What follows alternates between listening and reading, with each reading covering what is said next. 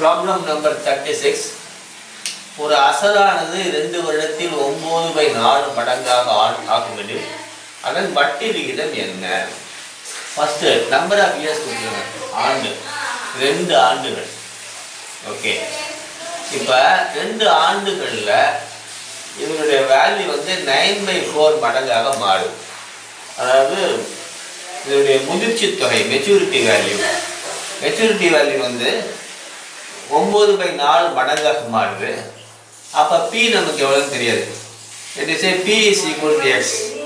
Pங்கிறது அசலை வந்து நம்ம எக்ஸ்ன்னு வச்சுக்கிறோம், ரைட்டுங்களா? அப்போ maturity value A is equal to 9/4X. Okay, இதான் வந்து நமக்கு கிடைக்கக்கூடிய மெச்சூரிட்டி வேல்யூ. இது வந்து 9/4 into அசல், அந்த அசல் அளவுக்கு வருது.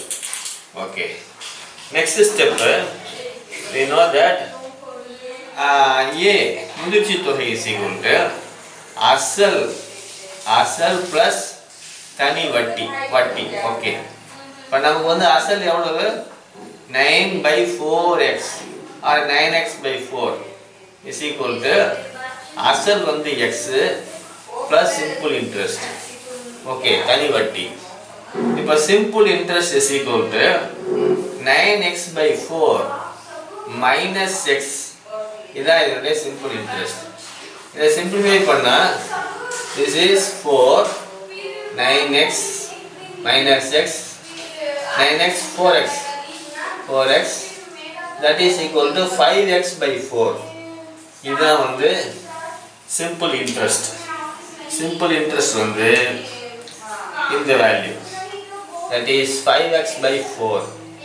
ஓகே, இப்போ இதில் கொண்டு நம்ம சப்ஸ்டிட்யூட் பண்ணலாம், நமக்கு x கிடைக்கணும். So simple interest is equal to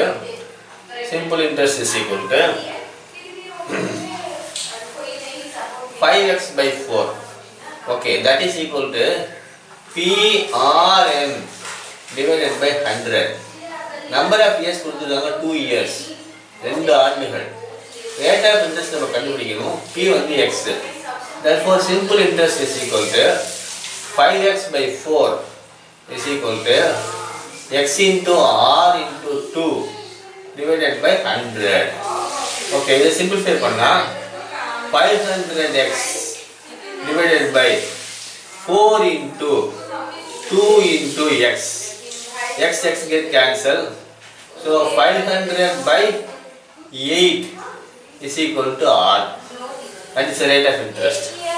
இதை simplify பண்ணீங்கன்னா 4, இது வந்து 250, இது 2, this is 125. rate of interest r is equal to 125%. Okay, இது வந்து 125%. அப்படி இல்லை அப்படின்னா 62, இது 62% rate of interest வரும். ஸோ 125/2, this is இங்கே வந்து 2, அதாவது this is 125/2 இல்லையா? So 4 250 2, that is 125/2. that is equal to 120. இது 125/2 தான். ஸோ ஆன்சர் உங்களுக்கு 4 கொடுத்துருப்பாங்க இல்லையா? அதில் 125%, 150%, 175% கொடுக்கலாம், இல்லை 72 இப்படி கொடுக்கலாம். இது எது நீங்கள் வந்து உங்களுக்கு கரெக்டான ஆன்சரோ நீங்கள் அந்த ஆன்சரை போட்டு. it is a very simple problem. this is the answer. problem number 37. rupees 10,000 10,000 ரூபாய் தொகையை 3 நபர்களுக்கு 5%, 8%, 10% வட்டி விகிதம் கொடுத்தால் கிடைக்கும் மொத்த வட்டி தொகை எவ்வளவு? இது ரொம்ப சிம்பிள் ப்ராப்ளம். அசல் P is equal to 10,000 rupees. 10,000. Okay, P ஓட வேல்யூ வந்து 10,000. அப்போ 3 நபர்கள் X, Y, Z. ஓகே, 3%. இவருக்கு வந்து 5% rate of interest, 8%, then 10%. So அப்போ கேட்டிருக்க கேள்வி மொத்த வட்டி தொகை எவ்வளவு, சிம்பிள் இன்ட்ரெஸ்ட் டோட்டல் எவ்வளவுன்னா, so PR1 rate of interest N divided by 100. So 3 நபர்களுக்கு 10% வட்டி விகிதத்தில் ஒரு ஆண்டுக்கு கொடுத்தால், ஓகே, இப்போ n is equal to 1, ஒரு வருஷம் கொடுக்குறோம். So n is common plus இது வந்து ஃபர்ஸ்ட் வந்து x, இவருக்கு என்னன்னு பார்க்கலாம். இவருக்கு பார்த்தீங்கன்னா 10,000 into R1, R வந்து 5% into 1 divided by 100. ஓகே, இது ரெண்டுத்தையும் அடிச்சிட்டிங்கன்னா he will get 500 rupees. 500. இந்த 10%, அதாவது 5% கொடுக்குறப்ப கிடைக்கக்கூடிய வட்டி தொகை 500 ரூபா. ரெண்டாவது second person Y. So P வந்து 10,000. Okay, and rate of interest வந்து 8, number of years 1 divided by 100. இதை அடிச்சிங்கன்னா இவருக்கு கிடைக்கிறது ₹800. Okay, third person Z. Simple interest மூணாவது ஆளுக்கு 10,000 into 10 into 1 divided by 100. Okay, இது ரெண்டு அடிச்சிங்கன்னா இவருக்கு கிடைக்கிறது ₹1000. ஓகே, ஸோ டோட்டல்ங்கிறப்ப மூணுத்தையும் ஆட் பண்ண வேண்டியதான். So total is equal to simple interest total is equal to 500 plus 800 plus 1000, that is equal to ₹2,300. இதுதான் வந்து அவருக்கு கிடைக்கக்கூடிய மொத்த வட்டி. ஸோ டிஃபரெண்ட் இன்ட்ரெஸ்ட் கொடுத்துருந்தாங்கன்னா ஒவ்வொரு இன்ட்ரெஸ்ட்டையும் நம்ம கால்குலேட் பண்ணி அந்த மொத்தத்தை கூட்டிட்டோம்னா total interest நமக்கு கிடைக்கும். This way you have to work out this problem. Problem number 38. Asal P is equal to asal is equal to 1000 ரூபா. Okay, 1000. Sorry, ₹1000 வச்சுக்கோ, ₹1000. Okay. Years, number of n is equal to ஆண்டு வந்து எவ்வளவு, 4 years. வட்டி விகிதம் simple interest வந்து 6 into 1/4, that is equal to 25/4%. Okay, வட்டி தனி வட்டியானது ₹800க்கு எத்தனை ஆண்டுகளில் கிடைக்கும். இப்போ இதுக்கு ஒரு இன்ட்ரெஸ்ட் கிடைக்கும். So simple interest is equal to P1000 into PRN, rate of interest 25/4 into number of years 4 divided by 100. Okay, இதை நீங்கள் சிம்பிளிஃபை பண்ணீங்கன்னா உங்களுக்கு எவ்வளோ கிடைக்கும், simple interest is equal to, so 1000 into 100 divided by 400. So இதை அடிச்சிங்கன்னா ₹250. உங்களுக்கு கிடைக்கக்கூடிய வட்டி வந்து 250 ரூபா இல்லையா. எப்போ அசல் 1000, 4 years, ரேட் ஆஃப் இன்ட்ரெஸ்ட் எவ்வளோ இருக்கப்ப அவன் என்ன கேட்குறான்னா 800க்கு எத்தனை வருஷத்தில் கிடைக்குங்கிறான். ஸோ அது 2 வட்டி இருக்கு. ஒன்று 5% வட்டி இருக்கு.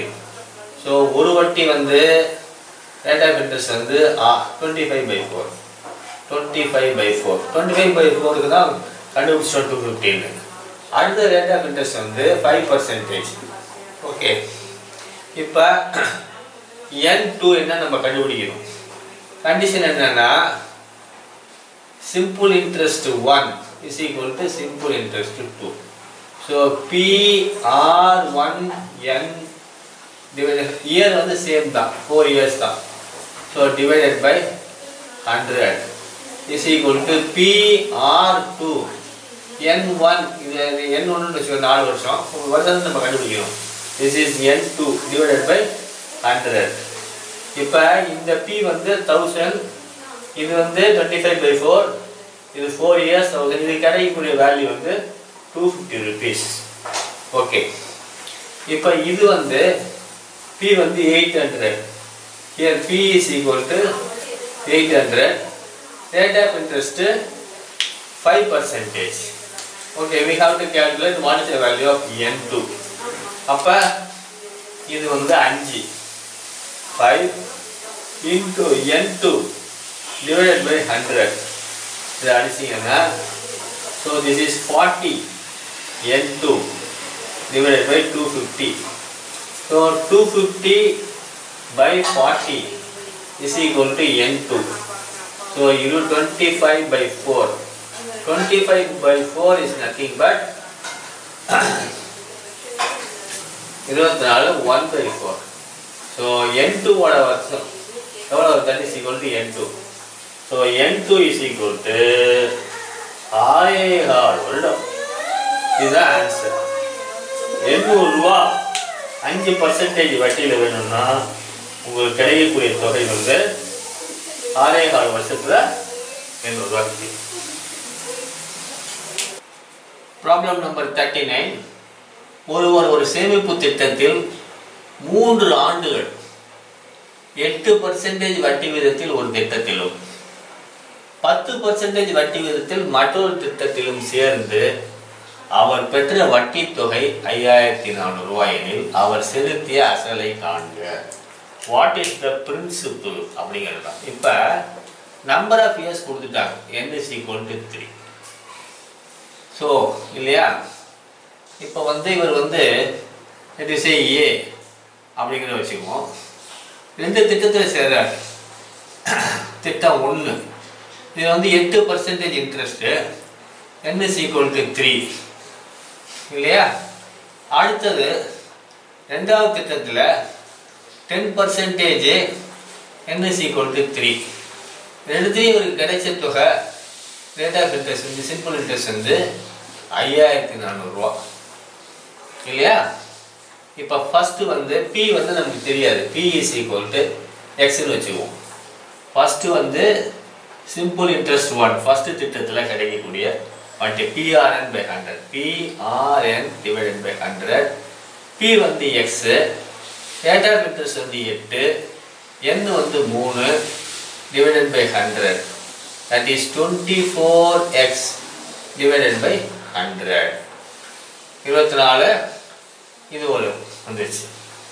ஸோ 2வது திட்டத்தில் so PRN by 100, PRN by 100, that is equal to X into 10 into 3 divided by 100. So 30x by 100. Okay, இதை சிம்பிளிஃபை பண்ணிங்கன்னா, so simple interest 1, simple interest 2, இது எவ்வளோ கிடைக்குது ₹5,400. So 5,400 is equal to 24x by 100 plus 30x by 100. Okay, இது first திட்டம், 2வது திட்டம். இது வந்து 100. Okay, 24x plus 30x, that is equal to 54x by 100, that is equal to 5,400. So 5,400 into 100 divided by 54 is equal to x. Okay. இல்லையா. இப்போ இது அடிச்சிங்கன்னா, இது அடிக்கிறீங்க, ஸோ இது வந்து 100 into 100, that is equal to எவ்வளவு, எக்ஸோட வேல்யூ 10,000 rupees. அவர் பண்ண அசல் தொகை P வந்து ₹10,000. இந்த 10,000 வந்து 2 இதில் ஆட் பண்ணுறாரு. இதுதான் answer. P is equal to ₹10,000. This way you have to work out the problem. இதுக்கு கொடுத்துருக்காங்க ருபீஸ் இவ்வளவு. ஸோ P-யோட வேல்யூ. ஒருவர் வங்கியில் ஒரு தொகையை கடனாக பெற்றார். ஸோ ஒரு அமௌண்ட் ஒரு பெறுறாரு, that amount தெரியாது நமக்கு P is equal to X. Okay. அவர் பெற்ற கடன் தொகை. So கடன் தொகை இவ்வளவு X. Okay. அந்த குறிப்பிட்ட தொகைக்கு rate of interest வந்து 8%. எத்தனை வருஷத்துக்கு? 2 வருஷம், 2 years. 2 வருஷத்துக்கு 8%. அடுத்தது rate of interest 10%. எத்தனை வருஷத்துக்கு? That is 3 years. அதுக்கு அடுத்தாப்புல 12% rate of interest. எத்தனை வருஷத்துக்கு? That is 4 years. So okay. இப்போ மொத்தம் 9 years. 9 yearsல அவர் செலுத்தின சிம்பிள் இன்ட்ரெஸ்ட் 9 years எவ்வளோ அப்படின்னீங்கன்னா rupees 9,400. அப்படின்னா what is the value of அவர் பெற்ற கடன் தொகை என்ன? அதுதான் வந்து கொஸ்டின். ஃபர்ஸ்ட் வந்து simple interest PR1N1 divided by 100 plus PR2N2 by 100 plus PR3N3 by 100. இதெல்லாம் X, இதுவும் X, இதுவும் X. Okay, that is equal to 9,400 rupees. Okay, இதான் வந்து ப்ராப்ளம். இப்போ ரேட் ஆஃப் இன்ட்ரெஸ்ட் எவ்வளவு? ஃபர்ஸ்ட் கேஸில் 8, எத்தனை வருஷம்? 2 years. So X, so divided by 100 plus இது வந்து ரேட் ஆஃப் இன்ட்ரெஸ்ட் 10, இது இயர்ஸ் வந்து 3. So X into 10 into 3 divided by 100 plus X into 12 into 4. So 2 5 9 years. Okay, இது வந்து 9 years டோட்டலாக 100. இதை சிம்பிளிஃபை பண்ணிங்கன்னா 16x divided by 100 plus 30x by 100 plus இதை பண்ணிங்கன்னா 48x divided by 100. That is equal to rupees 9,400. So 48, 30, 16. So 4, this is 94. Okay. So 94x is common at 100. This is 94x. Okay. That is equal to 9,400. Therefore, X is equal to 9,400 into 100 divided by 94. Therefore, X is equal to rupees 10,000. அவர் பெற்ற கடன் தொகை ரூபாய் 10,000. This way you have to work out this problem.